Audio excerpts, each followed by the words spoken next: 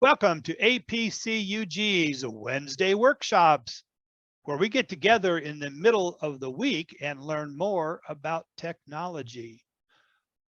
Today's presentation is a very unique one. It's one that we've been trying to get our presenter to do for a while, and we finally got him in a moment of thought to say yes. And Orv Beach is with us today. Orv is on our Linux team and has been a Linux user, but we found out that Orv is also a big ham amateur radio operator. And so we've asked him today to give us, from the beginning to the end, all sorts of information about what does ham radio involve and how do you get involved into it? What are your needs? All that sort of stuff. So from Southern California, we're going to turn things over to Orv and welcome you today. Thanks, John. And I think this is the first presentation on ham radio I've given since I've been a ham radio operator. Before I start the presentation, I see a few of you out there have put your ham radio call sign next to your name. If you have a ham radio license, please put your call sign next to your name. I would like to see how many of you already know about what I'm going to be talking about. I see, let me see, Howard N0TXK and Carl KQ8G.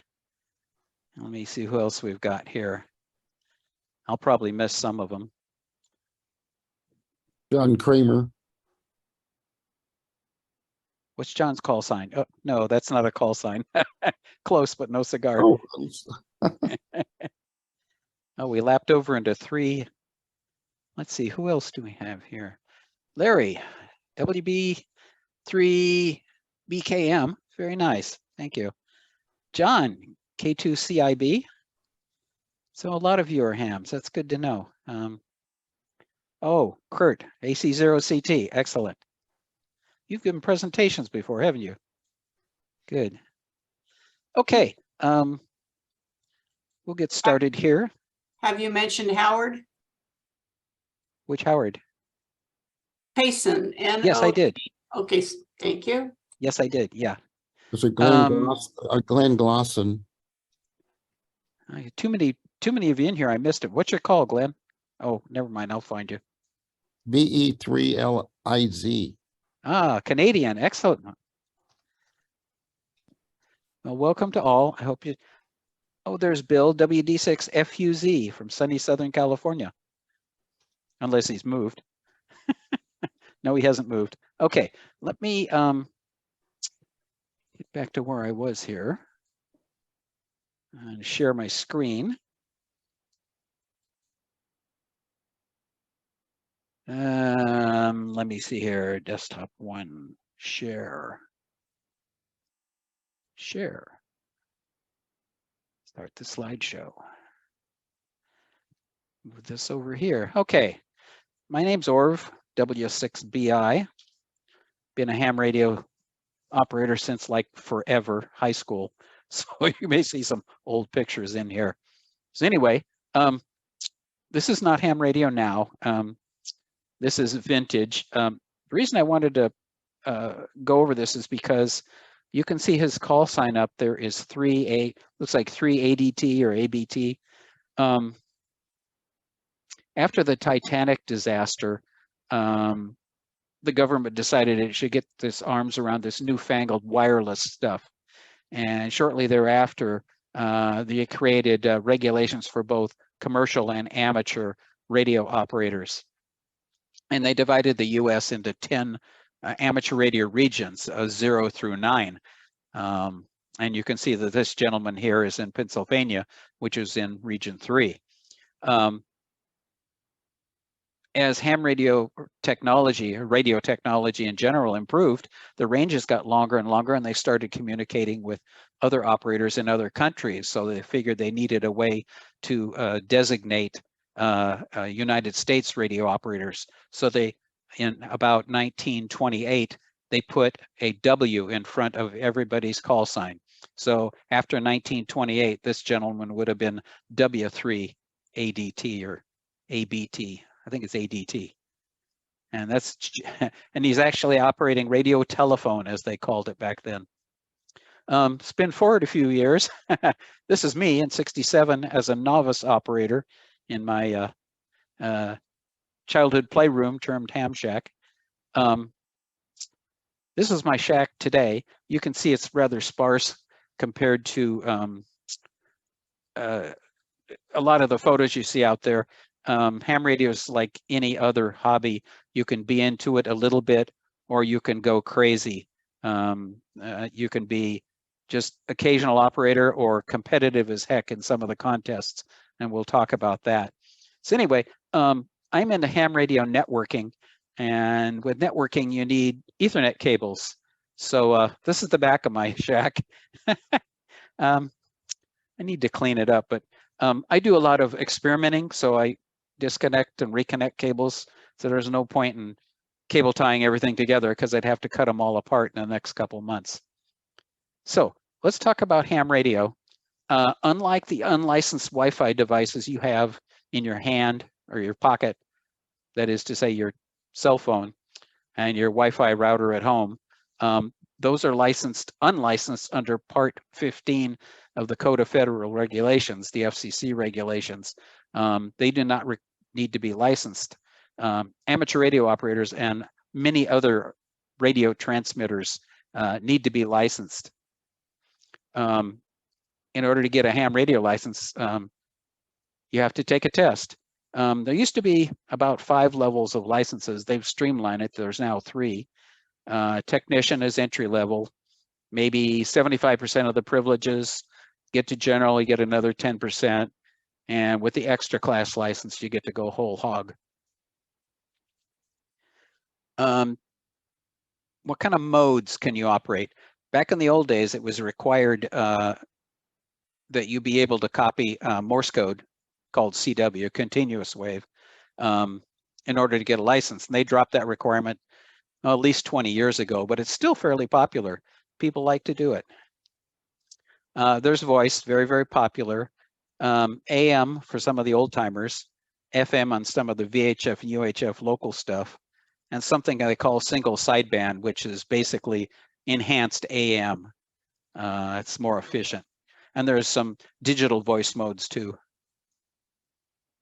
We can do video on the high frequency bands where we don't have a lot of bandwidth.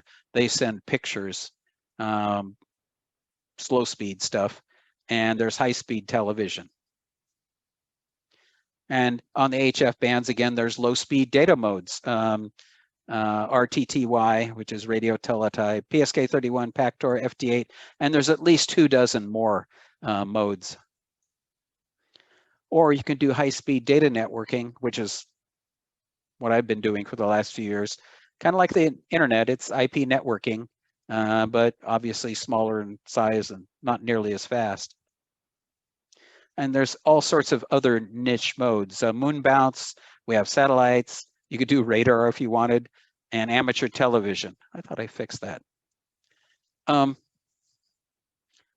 get real technical here, but as radio frequencies get higher and higher in frequency, their wavelength, the distance for one cycle, gets shorter and shorter. Ham radio operators have bands in these various bands, have allocations in these various sections of the spectrum. We have 1 in the medium frequencies, we have 3 or 4 in the HF, and the HF bands are the ones that when the troposphere is in good shape, you can bounce signals all over the world.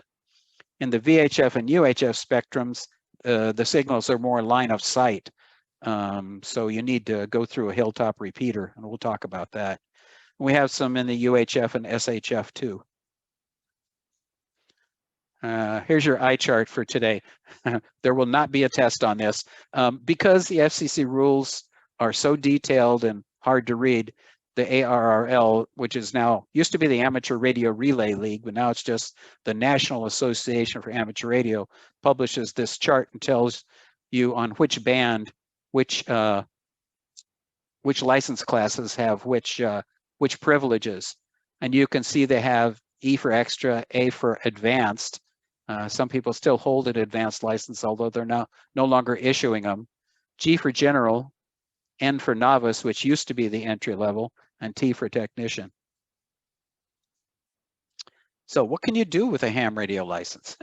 Tons of stuff. The rationale for letting ham radio operators use this precious radio spectrum is emergency communications. Back in the day, 100 years ago, commercial communications were much poorer, and amateur radio was depended on heavily for emergency communications. Not quite as much today, because electronic communications are quite a bit more robust today, but there are still times when we're needed. There are two organized groups within amateur radio that provide emergency communications. One's the Amateur Radio Emergency Services. One that used to be around was RACES, but it's been replaced with ACS most places, Auxiliary Communication Services. Some areas have one or the other of these groups. Some have two, they overlap, and sadly, some have none. Here in Ventura County, as ACS members, we are unpaid county employees. We're actually, well, they're not on our payroll, but we had to go through the whole security check to get our badge. And that allows us access to any county building. You can chat. It's called rag chewing. Just hang out and talk.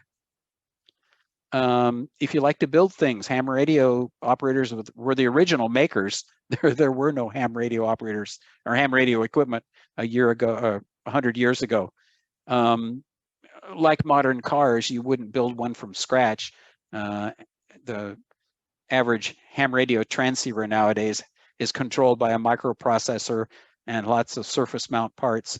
But you can still build a lot of the ancillary gear, and a lot of people do that, and they really enjoy it. Low power operating. Back in the day when there was only CW, Morse code, they used what they called the Q codes. Instead of saying, "Where are you?"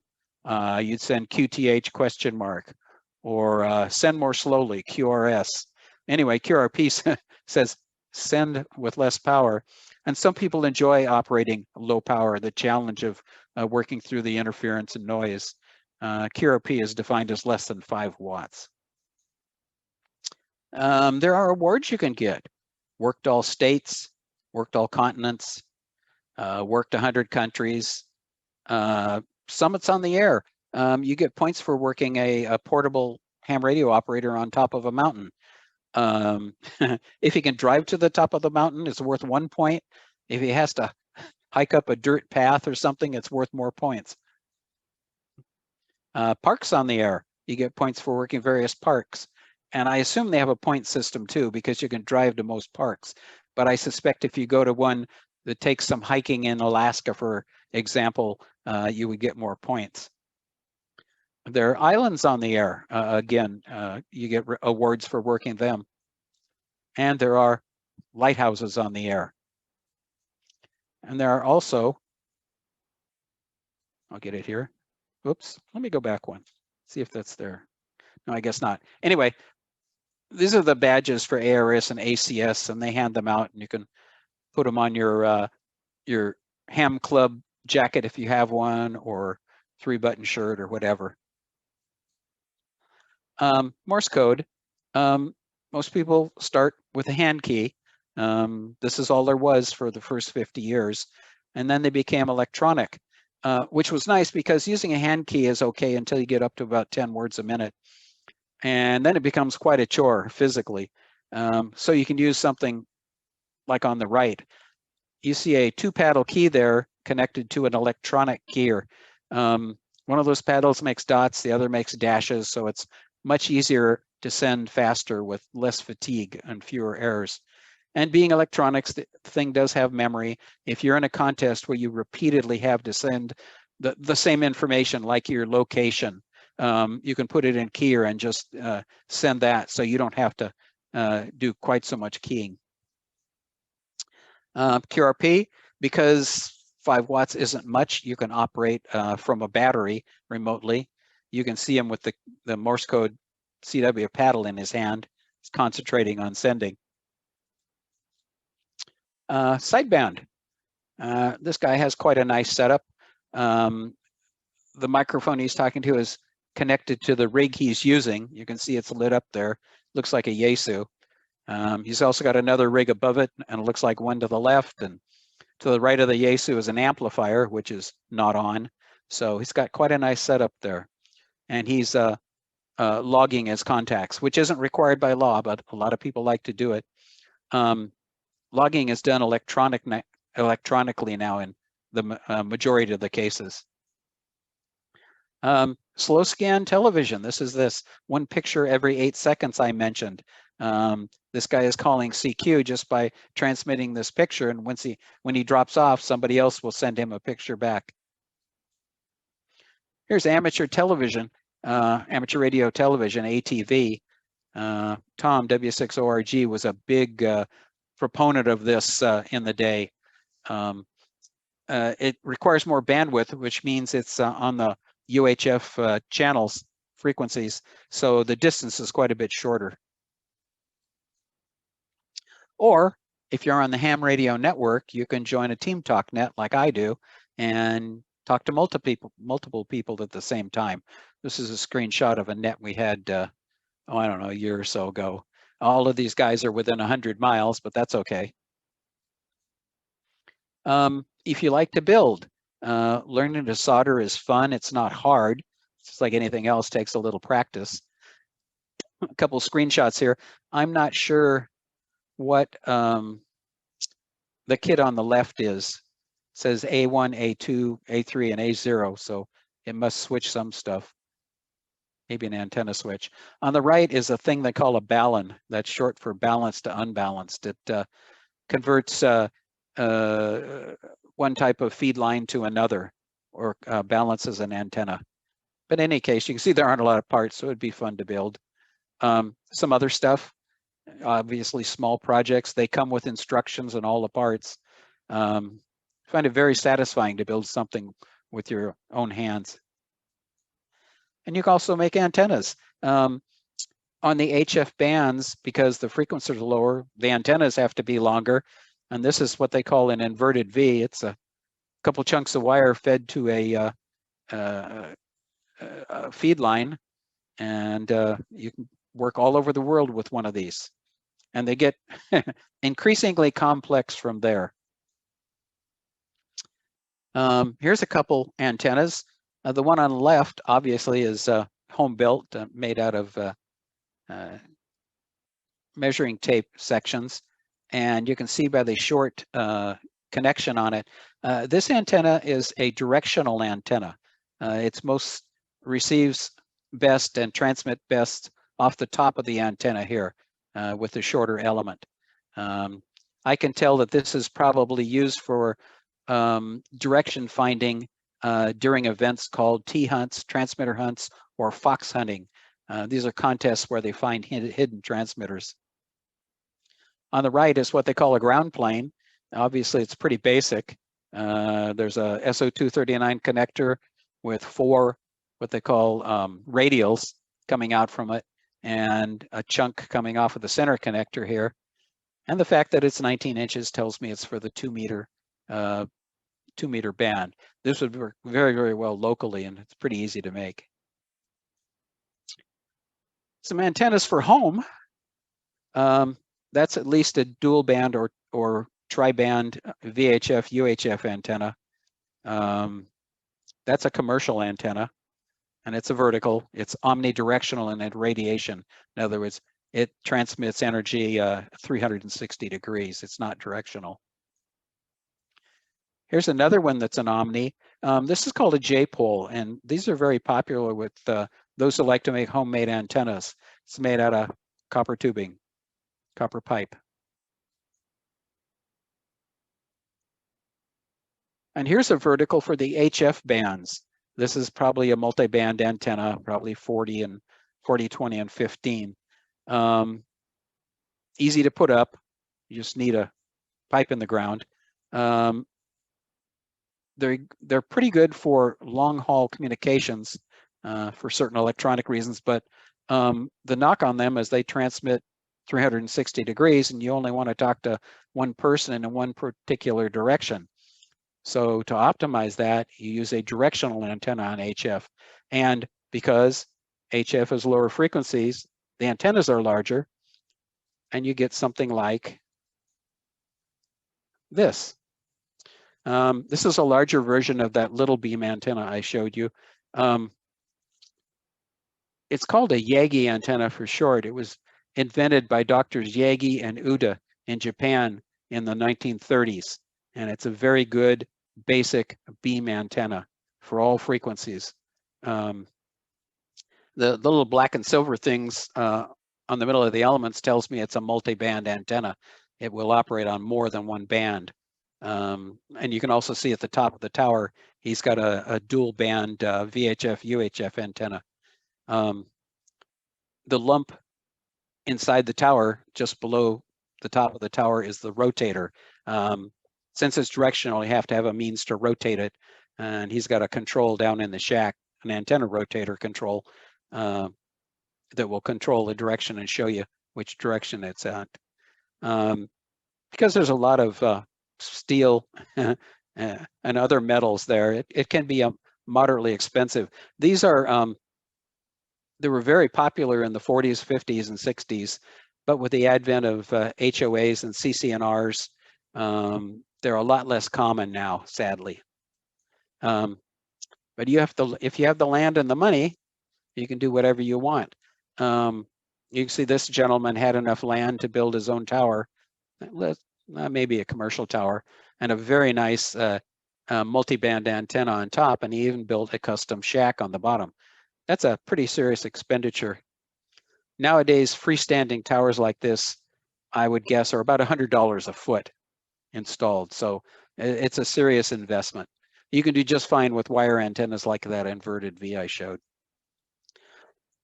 Here's what you would do for summits on the air, because obviously you don't want to lug 100 pounds of radio gear up a mountaintop. It's a smaller transceiver, generally no more than 20 watts. And you can see his log in the foreground there. He's logged, see a Canadian, a 0, a 7, another 0, another 7. So, and he's on 14 megahertz, which is the 20-meter band. So he's been quite successful. And if you're really hardcore and you want to get up to one of those really high value summits, you hike up there, and you need to make sure that your gear isn't too heavy, because you've got to carry it all the way up and all the way back. That parks on the air. You can see this guy is parked there. He's got himself a nice a sunshade and table to operate from. Same with her. Because these radios are low powered, they can operate off a battery for quite a few hours. And you can see in the background here, this is a LFP battery. I recognize it. Lithium iron phosphate battery. They're getting very, very popular. Here's islands on the air. That's a Canadian flag up there, so I presume it's some Canadian island. This island's on the air. I had to look up Kangaroo Island. It's off the west coast of Australia. Looks like they were sightseeing. Lighthouses on the air. I didn't know this was a thing until I looked it up. I don't know where this is at. Satellites. In 1961, the first ham satellite went up, piggybacked on another launch. Secondary ride on Discover 36. I'm reading my notes here. Battery powered, just sent a Morse code high. I believe I read that the rate of the speed of the Morse code was related to the temperature internal. So they did some real rudimentary telemetry. The hams on Vandenberg Air Force Base, Space Force Base now, it was Air Force Base back then, who participated in the construction and launch of this, formed the Satellite Amateur Radio Club on Vandenberg Air Force Base, and it's still there today. This is it. Vandenberg Air Force Base extends inland quite a ways from the West Coast, and it's all open space. The club is in here now. I took this photo not a year or so ago. I went up there and gave a presentation. It's an abandoned base building. Obviously, I think it had some sort of radar on it initially. So mobile operation is really popular. Most typically, hams have a VHF or UHF or dual band radio in their car for keeping contact with their local ham friends. This is mine. It's a dual band radio in my Highlander. Just took a picture of it. And on the right is the antenna, which was carefully chosen, not for its electrical characteristics, but physical. I could get it in underneath the garage door. Now, because they're mostly line of sight, most of these VHF and UHF communications have to be repeated or retransmitted from a higher level site. This is just a shot of some antenna I took. Most ham radio repeaters are co-located with commercial or military installations and wheedle their way onto the tower to get a spot on the tower. We do that in multiple locations, and some other locations we're the only ones on the site. So we had to build a building, build a tower. It's easier to co-locate if you can get permission. So anyway, the gear in the repeater is this. I can tell because of the two sets of cavities on the left, this rack holds two repeaters. Could be, looks like from the size of the cavities, they're both VHF repeaters. And that's pretty common for multiple repeaters to be on a site. Up above his head, you can see those holes in the wall. That's where the cables go in and out. And you can see that they have a lot of unoccupied holes. So that's very atypical. Most of the time, those holes are completely full with cables going out to the towers. So, but if you operate more bands, you need more radios, obviously. And believe it or not, you can buy hardware to stack radios like this. There's a handy mount that goes in a cup holder, and you mount your radio on that. But if you have more radios, you need more antennas. I don't know. These are two random photos. I don't believe they're related to the same vehicle, but you get the idea. At least 3 of these are multi-band antennas, so that's potentially six bands he could be operating from, and this looks like an HF antenna of some sort. I've never seen it before. And there are more extreme examples, and this is not the most extreme. Like I said, some people go crazy with their hobbies, but obviously you wouldn't have any passengers with something like this. And again, this vehicle is not related to this picture. No, he would not normally be driving around like something like that. Remember I said that the really, really high frequencies are line of sight? Well, in those contests on those very, very high frequencies, you have to get up high to talk to people long distances away. So he drives this up onto a mountain, which is obvious from the jacket he's wearing and his coffee, and he competes from there. This is just, it's not a mobile operation, it's portable. He just drives his truck up onto the top of the mountain and operates a contest from there. Working amateur satellites requires antennas, obviously.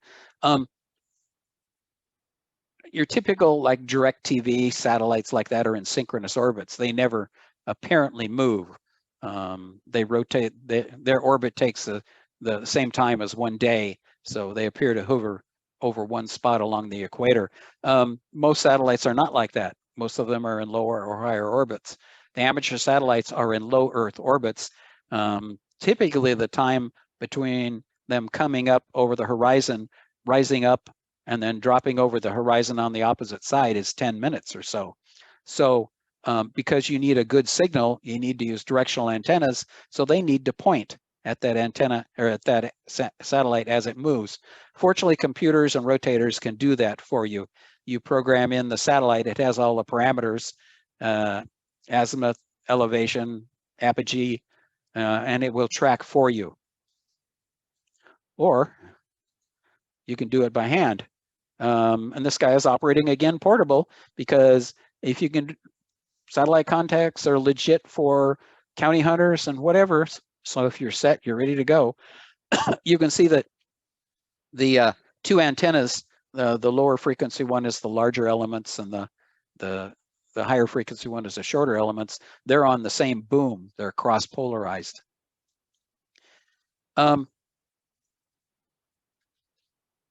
Working rare countries is popular. You can get your DXCC, but over and above countries, there are isolated areas that are of the world that are quite rare, and they're called DX entities. And there is a group that determines whether an island could be a separate entity, and they give them a separate prefix. Like this prefix Z60 is Kosovo, and here's a call. This is a QSL card from them. You get a receipt to prove you work them.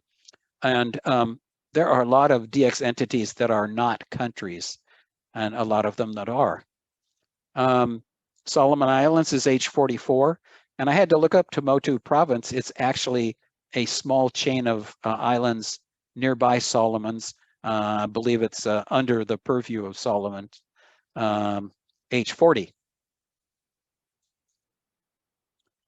And 3C0 is apparently Annobon Island, which I'd never heard of before, off the coast of New Guinea. And you get cards for working these. Typically, if these DX entities don't have any ham radio operators on them, groups of ham radio operators who are really into DXpeditions will rent a boat, pack all their gear on it, sail out to this remote island, operate off generator solar for a week or so or a few days. And because their presence there is highly advertised via the internet, and there are people waiting to pounce on them as soon as they appear on the air, they can work hundreds, if not thousands of hams who want to get this card over the course of the time they're there. So it can be, it's expensive, but you know, these people, if you got the money, you can do it. This is one of the more extreme, famous examples, Scarborough Reef. Its ownership is disputed between China and the Philippines, but the group that assigns prefixes has given it a Chinese prefix, BS7. And you can see it's land above water, so it's a DX entity. And I don't think there have been but 2 DXpeditions to Scarborough Reef in history. This is the most famous one. And, you know, they will operate come hell or high water, you know, pretty extreme to me. The generator in the back, and boy, you've got a good signal from a wonderful saltwater ground plane below that antenna. I don't do much of that, so I scarfed all this stuff off the internet. Contests are quite popular. This is the posting for April only on the ARRL website. QSO parties are where you get points for working stations in that country, or in this case, state. Louisiana QSO party, Mississippi, Missouri, Florida State Parks on the air. Below that is SPDX contest. SP is Poland, so you get points for working Polish hams. Let me see. RSGB is the Radio Society of Great Britain. That's a CW contest on 80 meters. Whole bunches of them. And every month is filled with contests like this. So if you're into contesting and you want to get a nice certificate for your wall, these are the way to go. The biggest ham radio contest is Sweepstakes. The first weekend is CW, and the next week is sideband, which is voice. You can run single operator, or multi-operator, and people take this very, very seriously. I just grabbed this photo off the internet. I don't know George K5TR, but he's a serious operator, and the way I can tell, he's got two identical transceivers, one of which he's tuning and the other's in front of his right hand. And you can see on the left, the lighted dials, there's two antenna rotators, and they're both pointing in the same direction based on the needle. And up top, he's got two amplifiers. They look like they're both AL 1500s. They're 1500 watt amplifiers. So he's operating serious power as a single op. You can see, this may be an older photo, he's logging with looks like a DOS-based application on his computer. But this is the way they compete. The multi-op folks, they build contest stations, and they don't, if you're really competitive, you don't skimp on the equipment or the money. So this is the most extreme one I've seen. 1, 2, 3, 4, 5, 6, 7, 8, 9, 10, 11, 12, I don't know, 11 or 12 operators. Each one of them has at least one radio, and those kind of tan silver boxes are legal limit amplifiers, and each one of them has one. So you can see that they are very serious about operating multi-op, multi-band. That's staggering to me, honestly. There's another activity called Field Day, which is a lot less intense. And there's now Winter Field Day 6 months later. Used to be for emergency communications practice, you'd go out in the field off of the power lines and operate via generator or solar power. And you get points for working different stations in different parts of the area. And it's an ARRL sponsored event, so you get points for different ARRL sections. Here in Ventura County, we're part of the Santa Barbara section, and we would give that, we would tell them what class we're operating and what section we're in. And the class depends on the amount of power, whether you're operating battery. You get more points for CW or digital modes than voice, stuff like that. Some groups take it seriously as a contest, others it's a social event. Most of them are a combination of both. They've got their food table in the background, so obviously they're having a good time here. And by the way, you can operate single operator or any number of stations you want. You could operate 12 stations. We've done that occasionally because you can operate CW or phone in each band. So that's at least 12 right there. Here's a group who use it for practicing emergency communications. I don't know where Sabine Valley is, but they've got their emergency van out there, all decked out, and they're operating from this little building here, a gazebo, I guess. And you can make points via satellite. And you just hook a little laptop to there with the satellite tracking software in there, and when it comes up over the horizon, the radio will burst open with signals, and you can work them for field day. And if you want a better signal than a wire antenna on field day, you take somebody's surplus Yagi beam antenna and you haul it up on a temporary tower with the rope guy wires. Works quite well. This is the group I operate with, N6R. The Ronald Reagan Library has been gracious enough to allow us to pollute their landscape with hardware for a weekend every year. We've done this for about 20 years. One of the things we happen to have is a trailer, tower trailer. You put the antenna on and crank it up vertically. This is just one of the sites, but you can see, if you can see it in the picture, sloping off to the left is a dipole antenna for one of the lower frequency bands. And we had, I don't know, 3 or 4 operating positions scattered around the library site. A couple of them up on there's a hill just to the south of the library with a helipad on it, and we operate from there. Like I said, there are digital modes. This is PSK 31. The software is called FL Digi, and over the years, it's acquired the ability to do everything from CW, from PSK, MSK, I don't know if it does FT8 or not, but there's like 22 different modes you can run from it, because it's an audio mode like a modem, but you can use a sound card in the computer to generate and decode the tones. And down at the bottom, the blue part is called the waterfall. And as time goes on, it goes from top to bottom. It's a real-time trace of who's on the band. You can see the very strong red one there is the one he's receiving, and there are a couple other left to right. The speeds they send are about keyboard typing speed, or maybe a little faster. So they're intended for keyboard to keyboard chat. A lot of fun. Moonbounce, I've never done it. I honestly don't know anybody who does, but it's popular. He's running a single polarity. This is a 1, 2, 3, 4, 5, 6, 7, 8, 9 element Yagi. Probably has pretty good gain, but you can do better if you're serious about it, like this.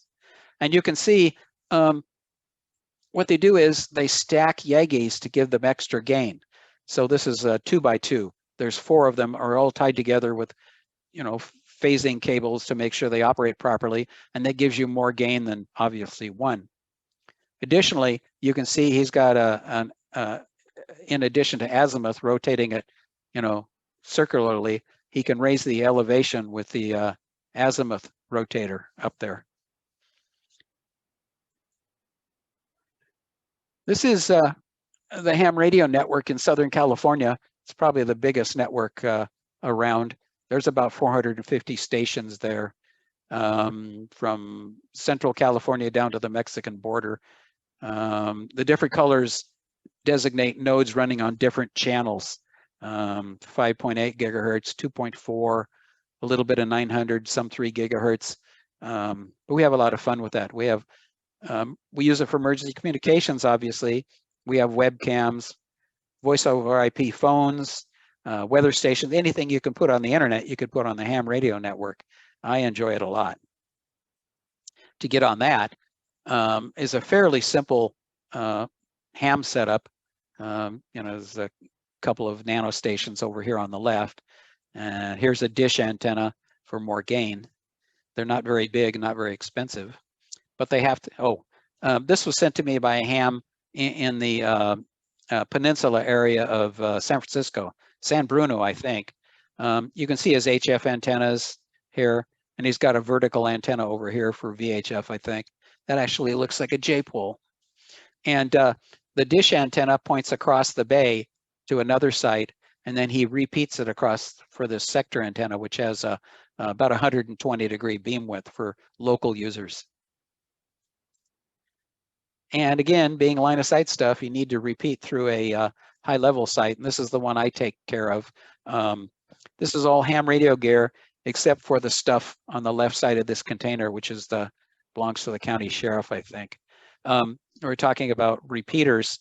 There's 2 repeaters in this container, one VHF 2 meters and one UHF, which is 450 megahertz. And this is the antenna for the UHF repeater. And this whip antenna on the top is a vertical for the 2-meter antenna.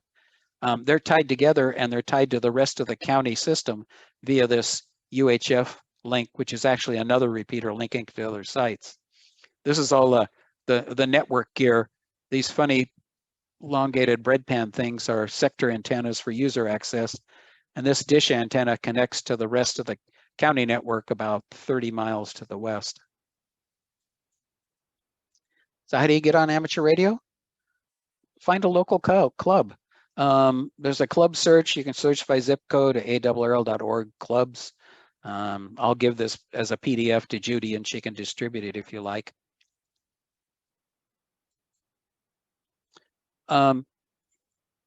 Pre-pandemic, you generally had to go someplace and take a class. Clubs would hold classes on multiple weeks, and then you would come in and take a test with hams who are certified volunteer examiners. And if you pass the test and pay a small fee, you would get your license in a couple of weeks. But post-pandemic or during the pandemic, online study guides became very popular, and there are a number of groups who will do online license testing. As long as you have a computer with a camera that will watch you to make sure you're not cheating, they will test you remotely. It's very popular. Like I said, local classes and testing. I think the local group holds classes twice a year. But if you don't want to wait, you can do online. And if you're not sure where to find a class, again, the ARRL.org has a utility for doing that. Anyway, let me stop sharing. Hope I didn't put anybody to sleep. Come on. There. Phew.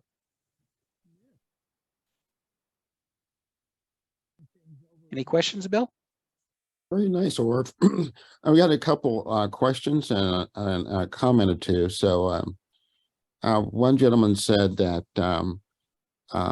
he didn't have the resources to acquire all the equipment that you discussed. And about 40 years ago, it was just a friend's father having a ham radio in his house. And I guess the question would be, how much equipment would you need just to be a beginner? Oh, well, I dumped the picture of the Baofeng. Absolute entry level would be a handy-talkie, a walkie-talkie. And the cheap Japanese knockoffs are like $40. But that's kind of like the Yugo of ham radio. You remember the phrase when they're advertising something, and up? You can just go up from there. That being said, there's a ton of surplus ham gear very inexpensively on eBay. The HF transceivers, like the one below your right shoulder there in the picture, that's a fairly current device, and that's a high-end radio. That would be a couple $1,000. But again, I bought a surplus radio that covers all those bands, and I got it at a ham radio auction for $200. You buy some coaxial cable and throw a TV mast with an inverted V on it, and you're on the air. So let's say as little or as much as you want. Okay. All right. That's a good answer. Thank you. And then there's another question about what are the easy steps to follow to get started being a ham radio operator using just a computer and a keyboard? There are, well, to be a ham radio operator, you need a radio to start with. That being said, getting started on this network stuff is a couple $100 for something to put on the air. Is that your cat behind you?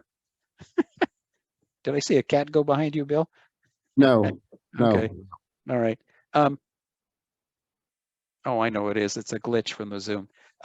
Anyway, well, you need a radio. If you're just interested in computer stuff, the easy way to get going is to get on this network that I talked about, and people can ask me. I have a number of documents I've written up, presentations on that I could pass along. But again, that's strictly local stuff. To get into the long haul HF stuff requires a little bit better radio and an outside antenna. Did you talk about defined software-defined radios?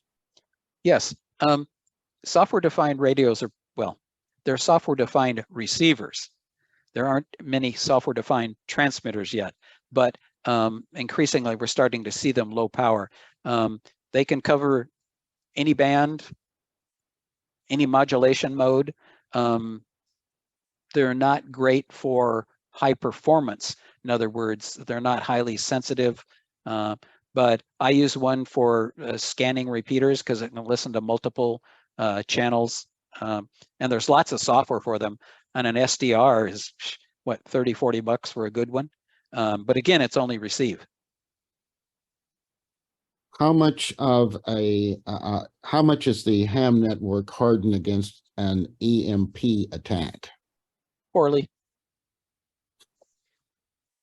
Where did the word ham and ham radio come from? That's lost in the mist of history.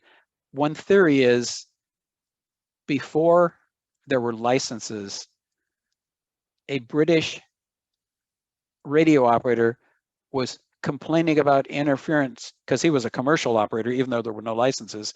He was complaining about interference from those bloody amateurs because they put H's in front of A's, and that got shortened to ham. I don't know if that's true or not. That's good folklore. Yeah. The next question is, can you talk just a bit about DMR? DMR is used for DMR is used in repeaters. Again, those VHF and UHF relay devices, and it's a digital mode. It's highly advanced. It's very popular in some places, not so popular in other. It's quite more complex than just a plain old analog FM repeater. I don't use it, so I can't comment on it too much. Okay. John, that's all our questions that we have. You want to open up the chat a bit for Drew? Carl raised his hand, or did he have his? Carl? We got a couple minutes, so I can. Oh, Drew came back, so I'll ask Drew to unmute and share with us. There we go. I think I missed it. We'll get to you, Carl, in a minute. Yeah. Yep, I'm one of those newbie beginners into the ham radio market, and I have one of those Bofang handheld radios that I got off Amazon for under $100, and it covers what they refer to as, I think, the 2 meter and the 70 centimeter. Yeah, that's correct. And I live in Sarasota, Florida. And I bought the radio to use after the hurricane in case for an emergencies, only to discover that from the local computer club owner, local ham radio club people, that most people around here have abandoned the 2 meter radio band in favor of just regulating for cell phones. I listened to it all the time, or I gave up on it really, listening to the 2 meter because there was just no traffic in Sarasota, which is why I was curious about switching to the digital radio to reach out further beyond the local Florida area. Well, the whole premise of DMR is they link the repeaters over the internet. But what happens if there's no internet? You're confined to your local ones anyway. It is true that the internet, there's 2 factors why you don't hear as many people on repeaters these days as you used to. One is cell phones. The other is, well, a lot of people are working during the day. They're more active during the night. To help combat against that, a number of people have linked repeaters together into larger systems so they can communicate farther. Your local repeaters are probably pretty quiet, but you can bet during an emergency and the cell phones go out, they'll get quite a bit busier. So it's good to have it. And by the way, those Baofangs are good outdoors for maybe a mile, indoors maybe a quarter mile. I would really recommend getting an outside antenna at least above the roof line and run it in and put an adapter and ditch the little rubber ducky antenna that's on it. Your range will be way increased. Okay, thank you very much for that. Putting up a roof antenna in Florida with the hurricane warnings are so tough. I know a lot of people that lost their antennas. Yeah, well, for 2 meters, a whip antenna is 19 inches. You could make it out of a piece of pipe and it'll stay up. Okay, thank you. John, is there time for Carl's Yep, question? we'll do Carl, and then we'll restart things. Hi, Carl. Oh, he's muted. You need to unmute yourself. Nope. Okay. Yep. I didn't know if I had that capability. No, I gave it to you. All right. I'm trying to show a picture of my tower next to my house, but I don't know how to upload it to Zoom. There's kind of I see it. Yeah, it's Nice. 50-foot tower, high rolling, and I've got a 20-foot mast on top. I got a high gain 4-band and several. I got diamond 2 meter 440, and I just got involved in Yaesu C4 FM. Are you involved in that? No, I don't do any digital voice. I'm not much of a voice person I mean, I started with CW for 4 years, for cripe's sake. For those who don't know, what he mentioned, C4 FM is yet another digital voice mode. There's DMR, there's Fusion. Is that? No, that's not C4 FM, or is it? There's P25, there's a whole bunch of them, yeah. Yeah, so only recently have some of the radios become multi-mode where you can switch between DMR and C4 FM, and those, they tend to be quite pricey. Over here we have an analog system. It's very reliable. It doesn't depend on the internet, so that's why we do it. So no, I don't have any experience. Is there much activity there? Yes, it's really popular in Michigan. We have a couple of statewide nets that are network systems. You know, all the C4 repeaters are networked over the internet through these hotspots and what have you. And a lot of people have hotspots, and that's what I'm not real familiar, because I'm just new to this in the last year and a half.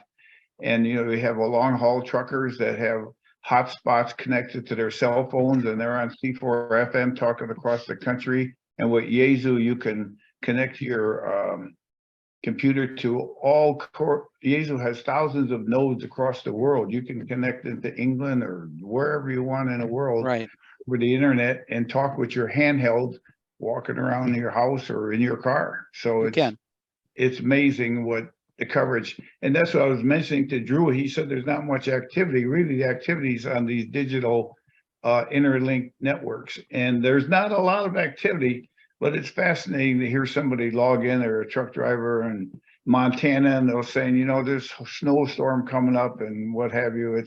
It's fascinating because it's like a single sideband as we grew up, and I started almost, it'll be 50 years this July for me being a ham. yes, there's so many different modes. It used to be everybody was on either sideband or the new FM repeaters, but now they're spread out all over these different modes. So that's why, another reason why there's less activity. John, I think we're out of our time. Do you want to take it back? Yeah, I was, there's I was going to let Bernard do one last quick one. Okay. And as because there was a couple more people coming in, so I was getting them in for Bob. So Bernard, make it a quick one. Or does the rest of the world require a license like the US does?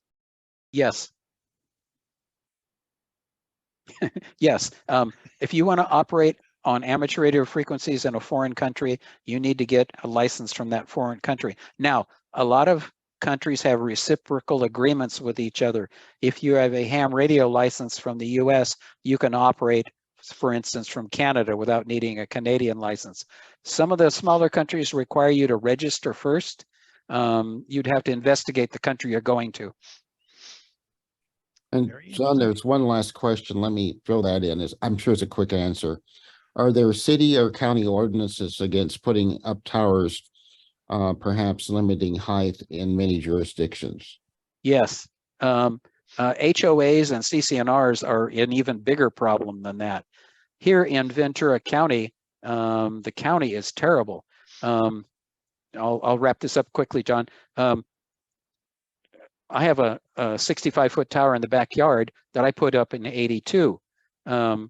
In 1985, the city was going through and revising all of their zoning, and the hams showed up and testified about how critical it was for emergency communications.